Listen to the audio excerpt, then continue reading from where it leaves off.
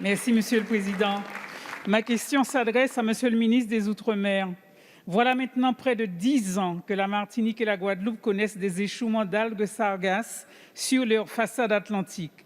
Le phénomène s'amplifie chaque année avec des conséquences sanitaires quotidiennes et insupportables telles que les irritations cutanées, des inflammations de muqueuses, des nausées, des vomissements, des conséquences économiques négatives, notamment pour le tourisme et le nautisme, sachant que les dernières restrictions pour lutter contre la Covid-19 ont aggravé ces difficultés.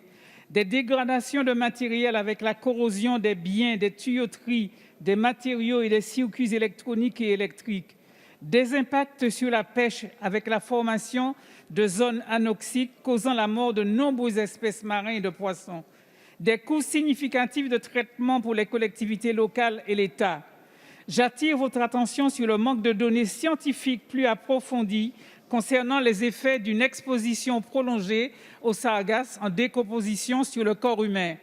À ce jour, malgré quelques aménagements et un plan sargasse, il est nécessaire que l'on puisse appliquer les préconisations du Haut Conseil de santé publique concernant le recensement des personnes à risque lors des échouages, l'enlèvement des algues échouées quotidiennement et au maximum dans les 48 heures, tâche effectuée souvent par les communes, le balisage des zones d'échouage et la collecte des algues en pleine mer avec un ramassage côtier quotidien, la formation et la prévention des agents concernés. Monsieur le ministre, les parlementaires de la Martinique avaient déjà attiré votre attention sur ce drame par voie de courrier.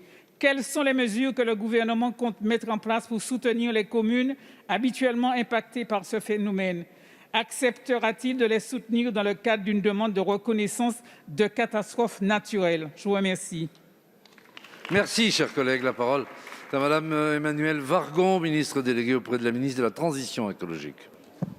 Merci, Monsieur le Président, Mesdames et Messieurs les députés, Madame la députée Josette Manin.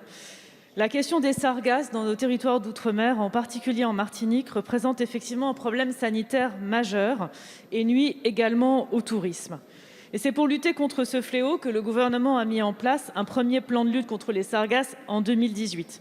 Ce plan a permis la mise en place de solutions de collecte pour pouvoir collecter en moins de 48 heures, vous l'avez cité, avec à la fois des engins de collecte et la capacité à traiter les algues une fois collectées. Depuis 2018, 11 millions d'euros de financement État ont été engagés dans les équipements et les opérations de collecte. Ce plan a également permis la mise en place d'un réseau de suivi et de prévision des échouements et surtout rendu possible un effort important en matière de recherche et d'innovation avec l'ANR à hauteur de 8,5 millions d'euros. En 2019, une conférence internationale sur les sargasses s'est tenue sur notre territoire afin de privilégier la coopération internationale.